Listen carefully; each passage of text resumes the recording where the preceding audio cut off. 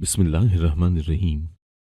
दाई शकीला अपने शौहर के कपड़े पहनकर जिस औरत की भी मसाज करती वो हामला कैसे हो जाती। और जब मैंने शकीला को अपनी मसाज के लिए बुलाया तो मेरे रोंगटे खड़े हो गए, क्योंकि मैं किचन में खड़ी अपने शौहर के लिए नाश्ता बना रही थी जब मुझे अपने कमरे से किसी के बोलने की आवाज़ आई। मेरी परेशानी बढ़ गई थी। मुझे 100% यकीन था कि ये मेरी सास ही होंगी जो मेरी गैर मौजूदगी का फ़ायदा उठाने के लिए मुझसे चोरी छुपे मेरे कमरे में घुस गई थी और अब यकीनी तौर पर मेरे शौहर को मेरे खिलाफ भड़का रही होंगी। मैंने जल्दी से नाश्ता बनाया और दबे कदमों से अपने कमरे के पास जा पहुंची थी। तब मेरे कानों में मेरी सास के ये अल्फाज टकराए थे। वो कह रही थी, न मान मान न मान, तेरी बीवी बांझ है, ये तुझे औलाद नहीं दे सकेगी। तू इसे तलाक देकर दूसरी शादी कर ले, फिर देखना हमारा घर किस तरह छोटे छोटे बच्चों की कलकारियों से गूंज उठता है। मैं सांस रोके खड़ी थी कि न जाने अब मेरा शौहर क्या जवाब देगा। तब नौमान की आवाज़ गूंजी थी। वो कहने लगा, अम्मी मैं भी कुछ ऐसा ही सोच रहा हूँ, मगर अभी मेरे ऑफिस के हालात ठीक नहीं चल रहे। तब तक मैं अबीहा को वक्त दे रहा हूँ, लेकिन अगर तब तक ये मुझे औलाद ना दे सकी तो मैं इसे वाकई तलाक दे दूंगा। फिर आप जहाँ कहेंगी मैं दूसरी शादी कर लूंगा। ये बात सुनकर तो मुझ पर बिजली गिर गई थी। आंखों से आंसू बहने लगे थे। मेरी सास बड़ी खुश हो गई और मेरे शौहर को दुआएं देने लगी थी।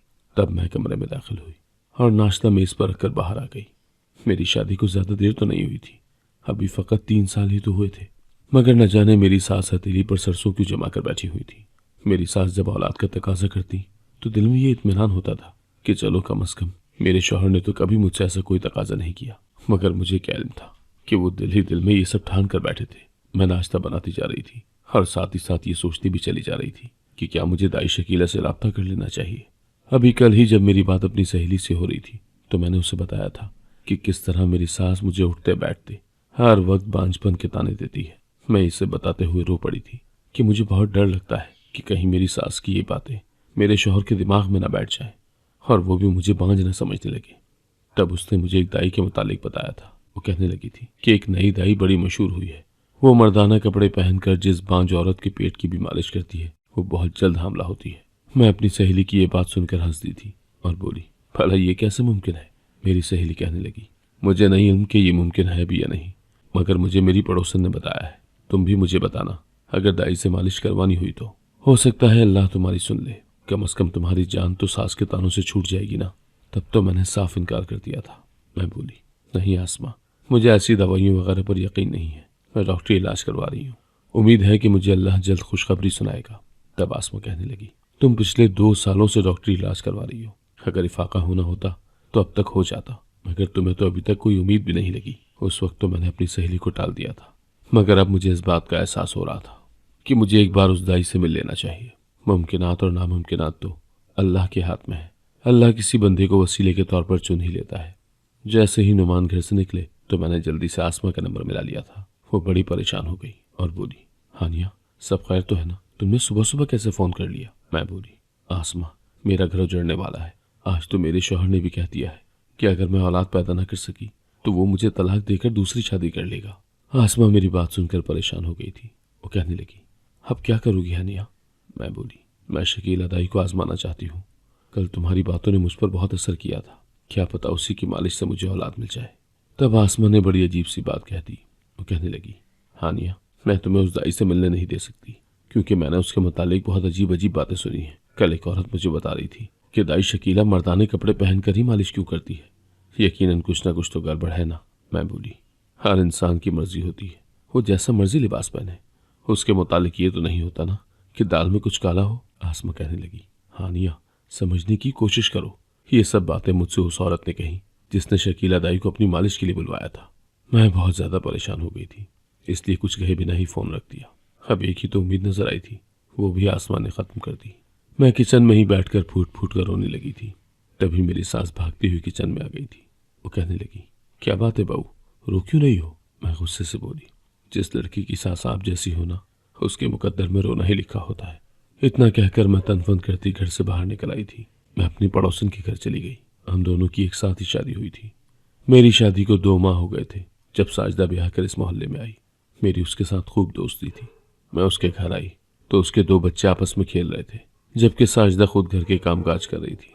उसने मुझे देखा तो कामकाज छोड़कर मेरी जानिब लपकी थी और फिर उसने मेरी आंखों की लाली से भांप लिया था कि मैं परेशान हूँ। वो मेरा हाथ पकड़कर मुझे कमरे में ले आई और मेरे लिए चाय बनाने चली गई।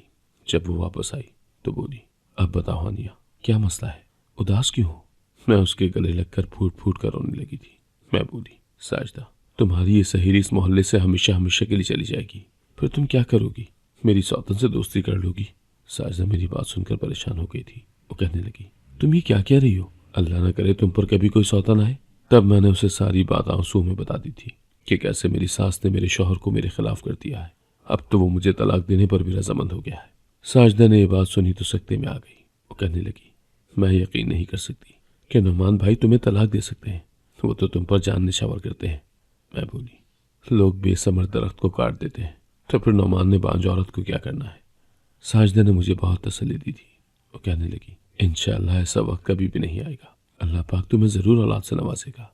फिर वो कहने लगी, हानिया, तुम मेरे साथ कल कहीं जा सकती हो? मैं बोली, कहाँ जाना है? साजदा बोली, एक दाई के मुतालिक सुना है कि वो शर्तिया बच्चे पैदा करके देती है, तुम मेरे साथ चलना, उसको एक बार चेकअप करवा देंगे। मैं बोली, साजदा, मुझे दाइयों वगैरह से बहुत डर लगता है, ये ना हो कि लेने के देने पड़ जाए।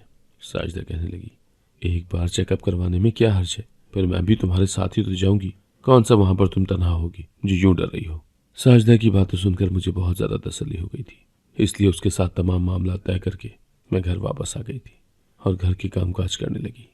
शाम में जब नौमान घर वापस आए तो मेरे लिए चॉकलेट लाए थे। पहले जब वो मुझे इस तरह से छोटे छोटे तहफ दिया करते थे तो मुझे बड़ी खुशी होती थी, मगर अब तो दिल और बुझ सा गया था। क्या मेरा ये बहुत ज्यादा ख्याल रखने वाला शौहर मुझे छोड़ देगा? ये बात सोचते ही मेरी आंखों में आंसू आ गए थे। मैं चॉकलेट वहीं मेज पर रखकर खुद बाहर आ गई। मैंने नौमान से कोई बातचीत नहीं की थी। यूं ही खामोशी से हमने रात का खाना खाया और फिर किचन समेट कर जब मैं अपने कमरे में आई तो नौमान कहने लगे, क्या बात है हानिया, आज तुम कुछ परेशान सी लग रही हो? मैंने सर झटक दिया और बोली, नहीं, ऐसी तो कोई बात नहीं है। दरअसल मैं ये नौमान पर आश्कार नहीं करना चाहती थी कि मैंने उनकी तमाम बातें सुन ली थी। मुझे यही डर था कि कहीं वो ऑफिस के हालात ठीक होने से पहले ही मुझे तलाक न दे दे। मैं बोली, नौमान, मेरे सर में दर्द है, आराम करूंगी तो ठीक हो जाऊंगी। नौमान कहने लगे, अगर तुम कहो तो तुम्हें डॉक्टर के पास ले चलूं? नौमान की बातें सुनकर मेरी आंखों में फिर से आंसू आ गए। मैं बोली, नहीं नहीं, इसकी जरूरत नहीं है, मैं थोड़ा सा आराम करूंगी तो ठीक हो जाऊंगी। मैंने जल्दी से आंखों पर हाथ रख लिए और लेट गई। सुबह मैंने बड़ी जल्दी जल्दी से अपने तमाम काम निपटा लिए थे। फिर मैं अपनी सास से बोली कि मैं जरा साजदा के साथ मिलकर बाजार जा रही हूँ, जल्द ही वापस आ जाऊंगी। मेरी सास को इल्म था कि मैं उनसे नाराज हूँ, इसीलिए उन्होंने मुझसे ज्यादा सवाल जवाब नहीं किए थे। मैं साजदा के घर आई तो वो भी तैयार ही बैठी थी। फिर हम दोनों अल्लाह का नाम लेकर घर से निकल पड़ी। साजदा ने मुझे बहुत यकीन दिलाया था कि सब कुछ ठीक हो जाएगा। मैं भी बहुत पुरुमीद थी। आखिरकार हम दाई के पते पर पहुंच ही गई थी। दाई के आते हुए बड़ी सी लाइन लगी हुई थी। मैं भी लाइन में जाकर खड़ी हो गई और वक्त गुजारी के लिए खुद से आगे खड़ी औरत से बातें करने लगी। मैं बोली, बहन जी, आप यहाँ पहली दफा आई हो, इस दाई के मुतालिक आप मुझे कुछ बताएंगी? वो औरत मुस्कुराकर बोली, हाँ हाँ, क्यों नहीं बहन, ये दाई बहुत पहुंची हुई है, इसका नाम शकीला है। जिस औरत के भी पेट की मालिश करती है वो जरूर हामला हो जाती है। मेरी शादी को 2 साल हो चुके हैं, मैं भी औलाद की खातिर इसके पास आई हूँ। दाई शकीला का नाम सुनकर मैं तो बहुत ज्यादा घबरा गई थी, क्योंकि आसमा ने मुझे बताया था कि इस दाई की शोहरत अच्छी नहीं है। मैं जल्दी से लाइन से निकली और साजदा के पास जाकर बोली, चलो यार जल्दी से घर चले, मुझे नहीं रहना यहाँ। वो बोली, क्यों, क्या हुआ है? सब खैरियत तो है ना? मैंने नफी में सर हिला दिया और बोली, नहीं, बिल्कुल भी खैरियत नहीं है, बस तुम चलो मेरे साथ। वो भी उठकर मेरे साथ घर वापस आ गई थी। घर पहुंचकर वो बोली, मुझे बताओ तो सही, ऐसा भी क्या हो गया था कि यूं इमरजेंसी में वहां से भागना पड़ा? मैं बोली, साजदा, मेरी सहेली ने मुझे बताया था कि एक दाई शकीला मर्दों का लिबास पहनकर मालिश करती है और उसकी शोहरत बिल्कुल भी अच्छी नहीं है। मुझे इल्म नहीं था कि तुम मुझे शकीला के पास लेकर जा रही हो, इल्म होता तो मैं घर से ही ना निकलती। साजदा ने अपना माथा पीट लिया था। वो कहने लगी, तुम भी निरी बेवकूफ हो, वहां तक पहुंच तो गए थे, चलो उसके इलाज का तरीकाकार ही देख लेना था। मैं समझी कि न जाने क्या कयामत आ गई है जो तुम वहां से इस तरह भागी हो। तुमने देखा नहीं था वहां कितनी लंबी लाइन लगी हुई थी? अगर ऐसी वैसी कोई बात होती तो भला औरतें जौक दर जौक उसके पास आती ही क्यों? मैं उदास हो गई थी।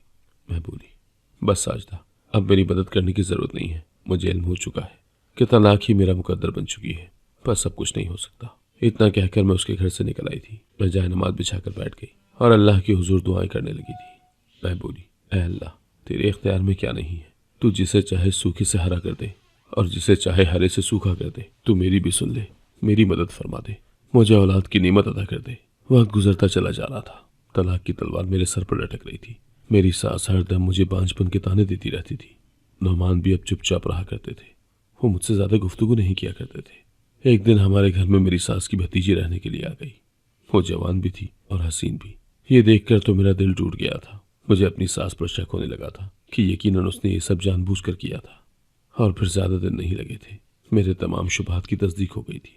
जब मुझे मेरी सास की बातें सुनाई दी थी, वो नौमान से कह रही थी कि मैं तुम्हारी दूसरी शादी नाजिया से ही करूंगी। देखो तो वो कितनी प्यारी है, कम अज कम तुम्हारी बीवी से तो 100 दर्जे बेहतर है। नौमान कहने लगे, अम्मी जैसा आप कहेंगी मैं वैसा ही करूंगा, बस मुझे थोड़ा सा वक्त दे दें। और ये सब चीजें मुझे अंदर ही अंदर से मार रही थी। मैं फौरन उठी और साजिदा के घर चली गई। मैं बोली, तुम अभी के अभी मेरे साथ दाई शकीला के ठिकाने पर चलो। मुझे इस बात से फर्क नहीं पड़ता कि उसकी शोहरत अच्छी है या नहीं, मैं बस उससे इलाज करवाना चाहती हूँ। साजिदा कहने लगी, ठीक है मैं तुम्हारे साथ चलती हूँ। साजिदा और मैं दाई के ठिकाने पर पहुंची तो आज भी बहुत लंबी लाइन लगी हुई थी। बहुत देर इंतजार करने के बाद आखिरकार मेरी बारी आ ही गई थी। मैं दाई के कमरे में गई तो ये देखकर हैरान रह गई कि वो तो बिल्कुल जवान सी लड़की थी, जिसने मर्दाना लिबास पहना हुआ था। मुझे देखकर मुस्कुरा रही थी और बोली, क्या मसला है? मैं बोली, शादी को 3 बरस हो गए, औलाद नहीं होती। तुम बिल्कुल दुरुस्त जगह पर आई हो, यहाँ से तुम जोली भर कर ही जाओगी। उसकी बातें सुनकर मुझे बहुत हौसला मिला था। दाई शकीला मुझे एक तरफ को ले गई जहाँ पर बेड पड़ा था। वो कहने लगी, इस बेड पर लेट जाओ, मैं तुम्हारे पेट की मालिश कर दूंगी तो मुझे उम्मीद है कि तुम्हारे यहाँ औलाद जरूर हो जाएगी। मुझे कुछ अजीब सा महसूस हो रहा था। दिल चाहता था कि यहाँ से भाग जाऊं, मगर मैं लेट गई थी। दाई शकीला आहिस्ता आहिस्ता से मेरे पेट की मालिश करने लगी थी। उसके हाथ मेरे पेट पर सरकते जा रहे थे और मेरी आंखें बंद होती जा रही थी। मुझे इल्म ही नहीं हुआ था कि न जाने मैं कैसे गहरी नींद में सो गई थी। जब नींद से बेदार हुई तो बहुत ज्यादा देर हो चुकी थी।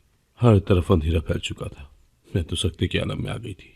दाई शकीला मेरी जानिब देखकर मुस्कुराने लगी और बोली, तुम्हें एक बार फिर यहाँ आने की जरूरत है, उसके बाद तुम्हें औलाद हो जाएगी। मैं शर्तिया कहती हूँ। मैं कुछ न बोली थी और उठकर बाहर निकल गई। जब मैं बाहर गई तो साजिदा बड़ी परेशान बैठी थी। कहने लगी, क्या बात थी हानिया, तुमने इतनी देर क्यों लगा दी? मैं बोली, जैसे ही दाई शकीला ने मेरे पेट की मसाज की मैं सो गई और अब मेरी आंख खुली है। वो कहने लगी, चलो जल्दी से घर चले, मेरे बच्चे रो रहे होंगे। मैं घर पहुंची तो नौमान बड़ा परेशान खड़ा था। वो कहने लगा, तुम कहाँ चली गई थी? मैं बहुत परेशान था। मैं बोली, बस मैं जरा साजिदा की तरफ गई थी। नौमान कहने लगे, ये कौन सा तरीका था घर से जाने का, किसी को बताकर क्यों नहीं गई तुम? तभी मेरी सास भी वहीं पर आ गई थी। वो हाथ नचा नचाकर कहने लगी, नौमान तुम्हारी बीवी है ही ऐसी, इसने आज तक मुझे ये नहीं बताया कि ये कहाँ जा रही है और कहाँ से आ रही है। मैंने इसके साथ वक्त गुजारा है, यही बड़ी बात है। मैं तो तुम्हें कुछ बताती ही नहीं थी कि बिला वजह मियाँ बीवी में लड़ाई झगड़े पड़ेगी। अच्छा हुआ ना तुमने ये सब अपनी आंखों से देख लिया है। मैं आज बहुत ज्यादा परेशान थी, इसलिए अपनी सास को कुछ भी कहे बिना अपने कमरे में आ गई थी। मैं थर थर कांप रही थी। मैंने जल्दी से अपनी सहेली आसमा का नंबर मिलाया था। मैं बोली, आसमा तुम दाई शकीला के मुतालिक क्या जानती हो?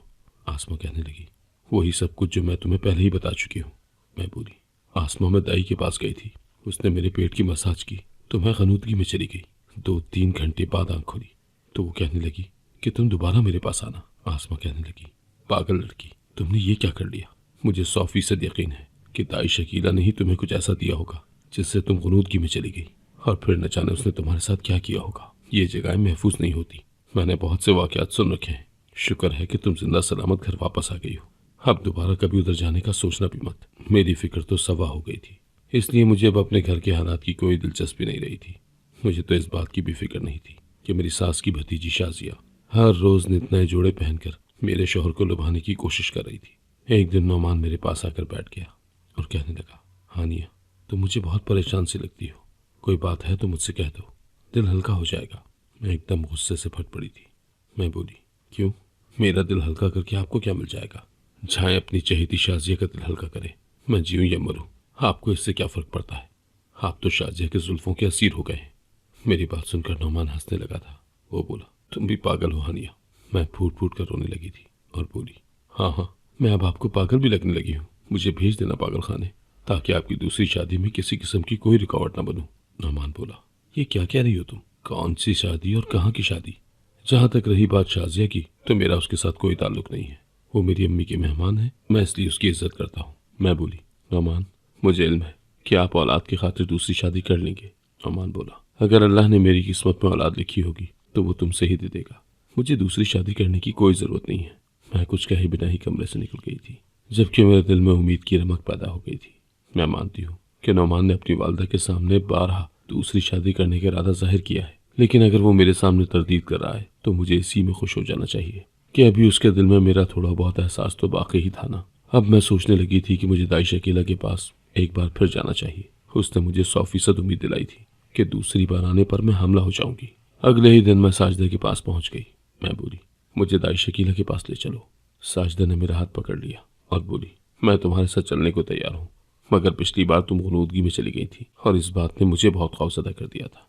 अगर तुम्हें कुछ हो गया तो मैं क्या करूंगी? मैं बोली, मेरे पास इस चीज़ का भी हुक्म मौजूद है। जब दाई शकीला मसाज करने लगेगी तो तुम भी वहीं पर छुप कर आ जाना और फिर सारी कार्रवाई अपनी आंखों से देख लेना। साजिदा ने हामी भर ली थी। यूं हम दोनों एक बार फिर से दाई शकीला के ठिकाने पर पहुंच चुकी थी। आज भी बहुत ज्यादा रश था। आखिरकार मेरी बारी आ ही गई थी। दाई शकीला मुझे देखकर मुस्कुराने लगी और बोली, तुमने आने में बड़े दिन लगा दिए। मैं बोली, जी बस घरेलू मसरूफियत थी। दाई शकीला ने मुझे बेड पर लेटने का इशारा किया था। मैं लेट गई तो मेरी मसाज शुरू हो चुकी थी और मैं फिर से सो गई थी। जब उठी तो मेरा पूरा वजूद कपकपाता हुआ महसूस हो रहा था।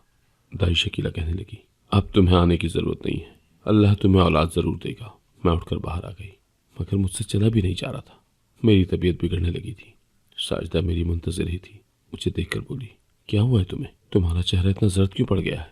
मैं बोली, मेरा जिस्म ठंडा हो रहा है, मेरी तबीयत बहुत ख़राब हो रही है। साजिदा मेरा हाथ पकड़कर मुझे दाई शकीला के कमरे में ले गई और बोली, दाई शकीला, मेरी दोस्त की तबीयत बहुत ज़्यादा बिगड़ गई है। वो कहने लगी, तुम बेफिक्र होकर इसे अपने साथ ले जाओ, खुद ही ठीक हो जाएगी। साजिदा ने नफ़ी में सर हिला दिया था। वो कहने लगी, नहीं, मैं इस तरह से अपनी दोस्त को लेकर नहीं जाऊंगी। जब तक कि ठीक नहीं हो जाती हम यहाँ से नहीं जाएंगे। आज मैंने अपनी आंखों से देखा था, तुमने मेरी सहेली को कोई टीका लगाया था। मुझे बताओ उस टीके में क्या था? दाई शकीला हैरान हुई और बोली, मैंने तो अपने इर्द गिर्द इतनी बाड़ें खड़ी कर रखी हैं, पर तुमने मुझे कहाँ से देख लिया? साजिदा कहने लगी, दाई, मेरी इस दोस्त को औलाद की बहुत ज़रूरत है। अगर इसके यहाँ औलाद पैदा ना हुई तो इसका शौहर इसे तलाक दे देगा। इसलिए हम बहुत मजबूर होकर यहाँ आई थी, मगर कुछ लोगों से हमें पता चला है कि तुम्हारी शोहरत अच्छी नहीं है, इसलिए मुझे मोहतात होना पड़ा था। और मैंने एक खिड़की से देखा कि तुम क्या कर रही हो। तुमने मेरी दोस्त को टीका लगाया था। दाई शकीला ने ठंडी आह भरी थी। वो कहने लगी, जो इंसान कामयाब हो जाता है लोग उसको नीचे गिराने के लिए इसी किस्म की बातें फैलाने लगते हैं। मैंने तो उस टीके में अपने शोहर। दाई की बात सुनकर मेरे रोंगटे खड़े हो गए थे। हम जल्दी से घर वापस आ गई थी।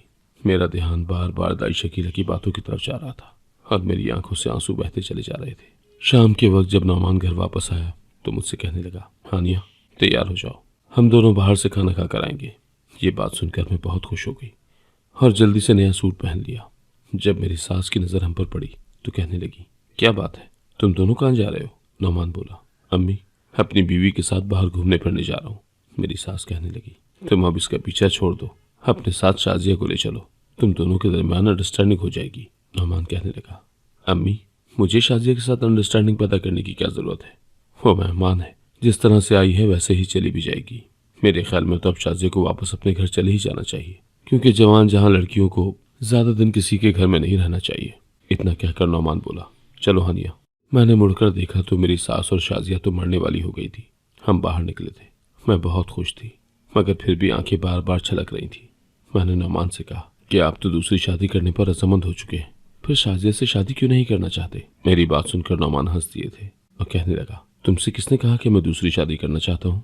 मैं बोली, मैंने अपने कानों से सुना है, आपने अपनी वालदा से कहा था जैसे ही मेरे ऑफिस के हालात अच्छे हो गए मैं हानिया को तलाक देकर दूसरी शादी कर लूंगा। नौमान मेरी बात सुनकर हंस दिए, कहने लगे, ओह अच्छा, तो ये बात है, इसलिए तुम परेशान रहती थी। तुम भी बहुत सीधी हो। हानिया, सर ये तो बताओ कि मेरे ऑफिस के हालात को क्या होना है? जितनी तनख्वाह पहले मिलती थी अब भी उतनी ही मिलती है। दरअसल मैं रोज रोज की नोक-झोंक से तंग आ गया था।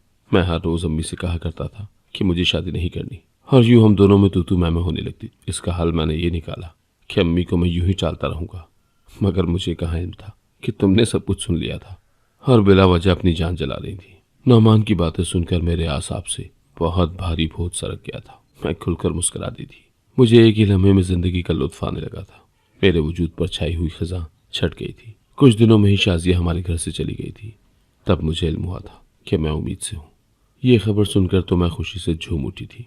मैंने अपने शौहर को जब ये सब बताया तो वो बहुत खुश हो गया था, मगर मैंने उसे सच बता दिया था। मैं बोली, नौमान, जब मुझे ये लगा कि आप दूसरी शादी कर लेंगे तो मैं अपने इलाज के लिए एक दाई के पास जाने लगी थी, जो मर्दाना कपड़े पहनकर पेट की मालिश करती तो औरत हामला हो जाती है।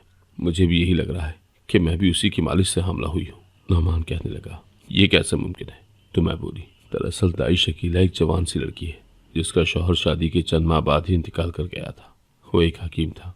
शकीला अपने शौहर से बहुत मोहब्बत करती थी, इसलिए उसने अपने शौहर की हिकमत को जारी रखने का फैसला किया था। उसने अपने शौहर की तमाम किताबें पढ़ी और फिर बांझ औरतों के इलाज वाला नुस्खा निकाल कर याद कर लिया। यूँ उसने हिकमत शुरू कर दी तो उसे कामयाबी नसीब हुई। फिर शकीला दाई ने सोचा कि ये सारी मेहनत तो मेरे शौहर की थी और दादो तहसीन मुझे मिल रही है, इसलिए वो अपने मरहूम शौहर के कपड़े पहनकर लोगों की मसाज करती है और मसाज के दौरान औरतों को कोई चीज़ सुंघा देती है जिससे वो बेहोश हो जाती है। उसके बाद नुस्खे वाला इंजेक्शन लगा देती है और यूँ हर औरत साहिब औलाद हो जाती है। नौमान मुस्कुरा दी थी, जबकि मैं दाई शकीला के लिए दुआएं करने लगी थी। अगर आपको आज की कहानी पसंद आई है तो वीडियो को जरूर लाइक कीजिएगा और अपने दोस्तों के साथ भी शेयर कीजिएगा। और हाँ, अगर आपने अभी तक हमारा चैनल सब्सक्राइब नहीं किया तो जरूर सब्सक्राइब करें। मिलते हैं कल एक नई और दिलचस्प कहानी के साथ। अल्लाह हाफिज।